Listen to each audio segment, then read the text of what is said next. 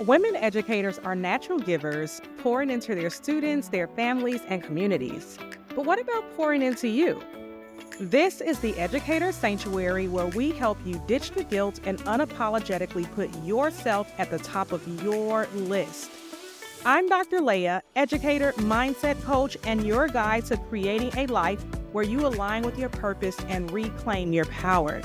So if you're ready to set boundaries and step fully into the woman you're meant to be, you're definitely in the right place. Let's get into it.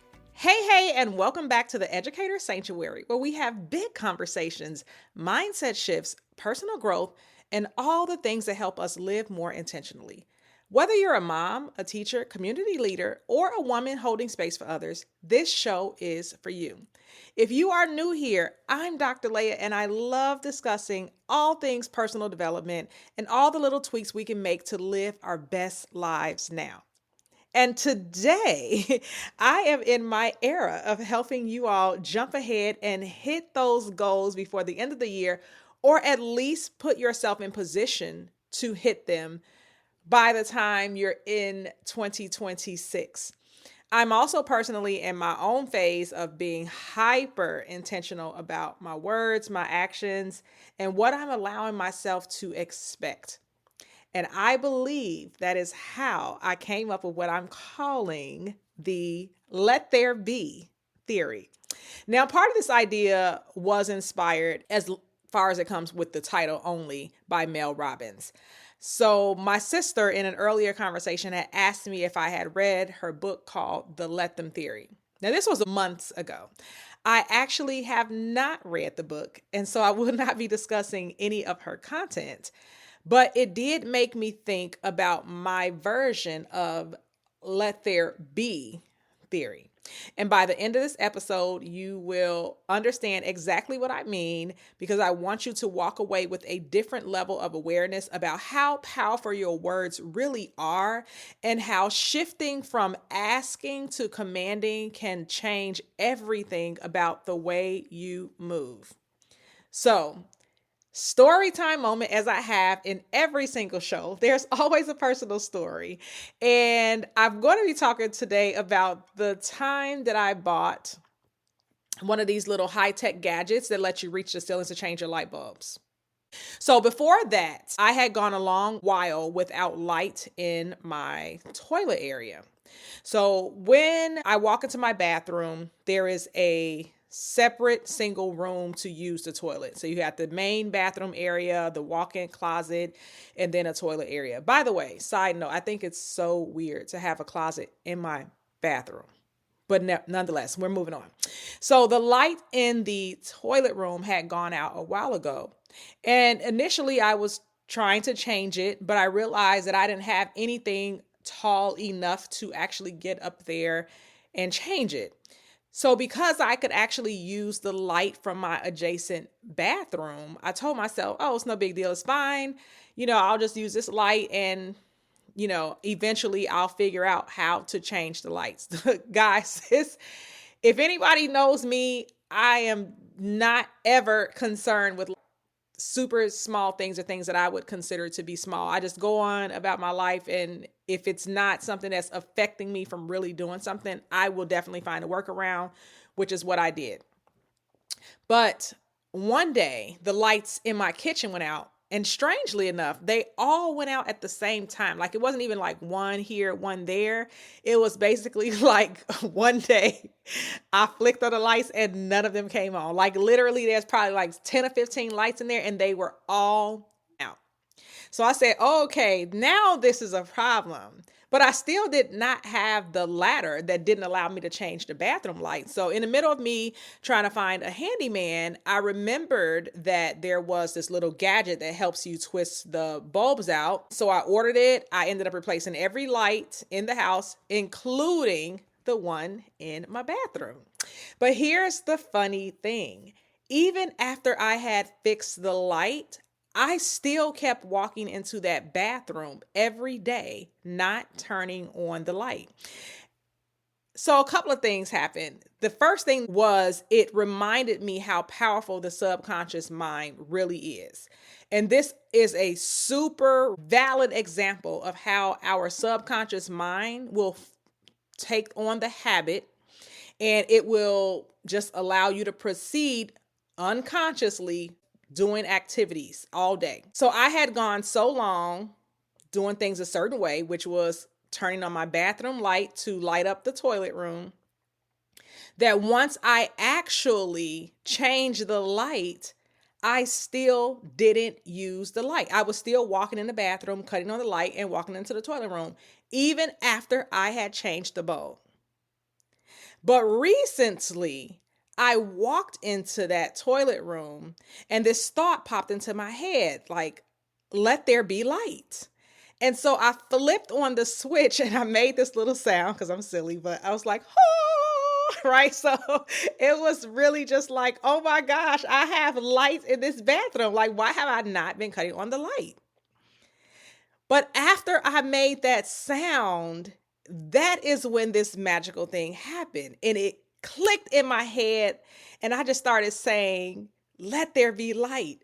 But then I kept going and I said, let there be an abundant bank account. Let there be a thriving business. Let there be healthy kids. Let there be peace and love in my home. Let there be joy. Let there be wholeness. And it made me feel so good. And that's when I realized this is what we are meant to do. Like, I knew this and I know this and I do this, but this just brought it out in a whole different way. So I was thinking even further and I'm like, okay, the very first chapter in the Bible, God says, let there be light. And there was light. He didn't beg for light. He didn't ask if he was worthy of light. He just spoke it into being. And that is where so many of us get stuck. We think our prayers or desires have to be humble when we really have already been given permission to command what it is we need. We get on our knees, or maybe you're laying in your bed, but we say things like, God, please help me, or Lord, please fix this, or God, I need a miracle. But what if instead we said, God, let there be guidance. God, let there be a solution. God, let there be provision. Because the truth is, you're really not waiting on permission. You've already been given dominion. And I know that it sounds bold, but here's where I want to go a little deeper. In the Four Agreements, Don Ruiz, that's the author, he talks about being impeccable with your word. And if you have not read this book, I've talked about this in at least 2 or 3 other podcasts. You have got to get it. It is an amazing book to read, reread, to listen to take notes on. But anyway, in the Four Agreements, he talks about being impeccable with your word. That your word is not about just honesty, but it's creative power. He says that your words are the force through which you begin to manifest everything in your life. So if you're constantly speaking from lack, right? You're tired, you don't know what else to do, then you're going to continue creating that reality.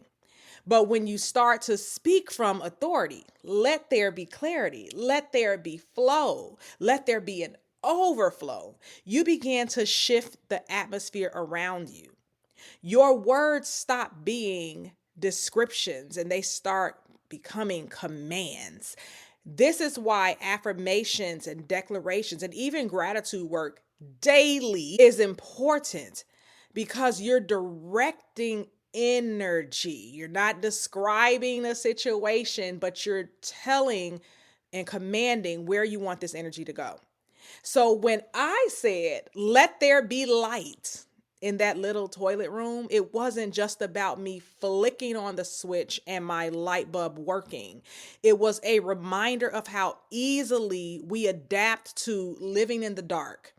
Like, how long can we normalize what's not working because we have learned to work around it? Sometimes the shift comes the moment you realize that all you have to do is flip the switch. So, if this is your first time listening, I have homework in every episode. And today's homework is, I want to challenge you to start your own let there be practice every day, every single day. Pick one area of your life where you have been asking or begging or waiting, right? God, why this? God, when this? And instead start commanding. In your journal, you can write, let there be clarity in my business, or let there be alignment in my relationships, or let there be strength and health in my body. Let there be peace and love in my home. Let there be joy in my life. These things you can say every day and continue to say it until it feels natural. Say it until your subconscious catches up and you find yourself declaring things out of the blue. Because the moment you stop asking for things and start declaring, things will begin to shift faster. There was another book that I used to read. I forget the author. I should have probably looked it up before I started this episode, but sometimes things come up on the top of my head. But it was called Commanding Your Morning. And I remember that I would get up at like 5 o'clock in the morning and I would read from that book, but I would start commanding my day. I would start commanding how I wanted things to go. And I would say that when I was doing that, and I was doing that actually with a friend, and we would talk to each other in the morning. And I would say that when I was doing that, there was a lot of amazing things happening. I do not know why. I think my friend stopped. And so I didn't do it by myself because it was something I did with her. Cindy Trim, Commanding Your Morning by Cindy Trim. So I was reading that book and commanding my day. And it doesn't matter what you do, whether it's commanding your day, whether it's that gratitude, whether you want to use this let there be theory. It's about consistency and reprogramming your mind to the things that you expect. And so this let there be theory is not about arrogance as if you are the person controlling and making things happen, but it is about the authority and remembering that you already carry the power to call things forward because that power already lives within you.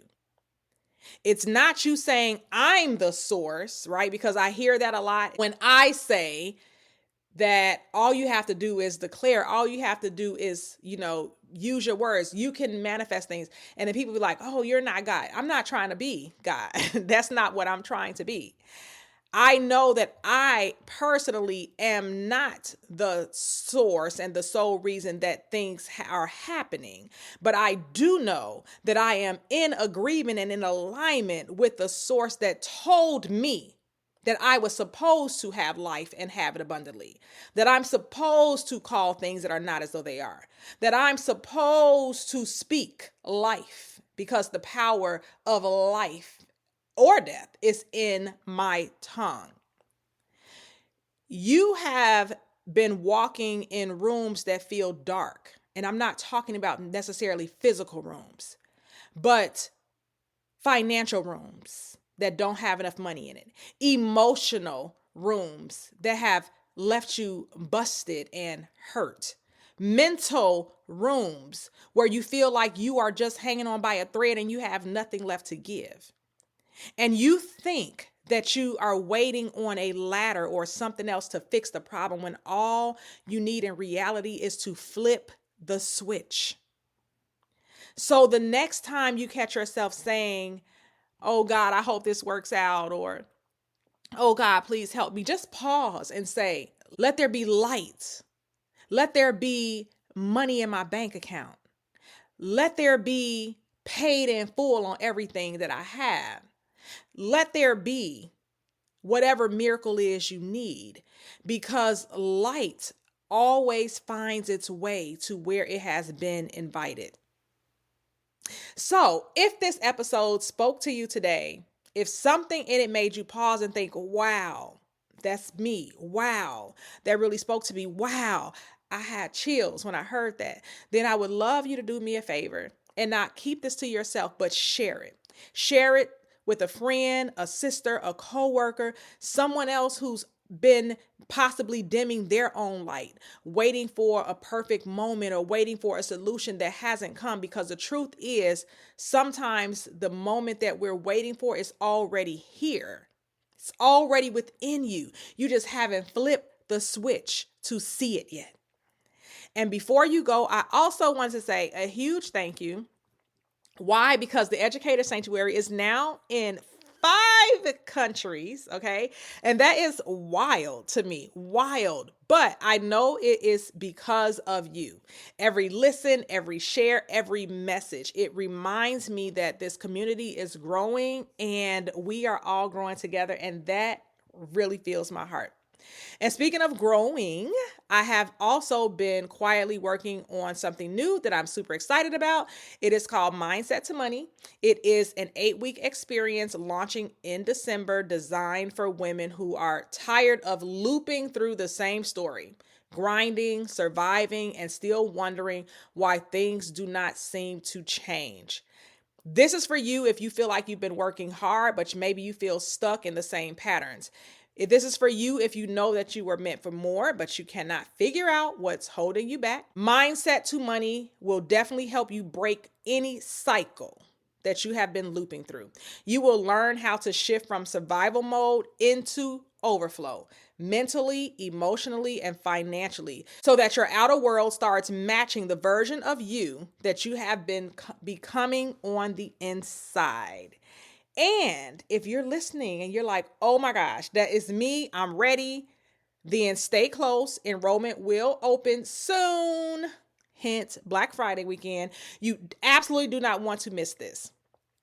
That's all I have for you today, but it is enough. It is super powerful. I know that I could not have done this completely on my own. That download was absolutely from the Most High, and I love that for me. Remember, you have the power to speak what it is you seek. So this week, let there be peace. Let there be prosperity. Let there be light, and let it shine through you. Until next time, take care of yourself and keep doing the inner work that makes your outer world glow and grow. Talk soon. Thank you for joining me in the Educator Sanctuary, where we create a space for women educators to reclaim their power and prioritize themselves unapologetically. If you've loved what you've heard, please do not forget to subscribe, leave a review, and share this podcast with other amazing women who need to hear this message. Until next time, remember, you are capable, you are powerful, and you are absolutely worthy. You've got this. Talk soon.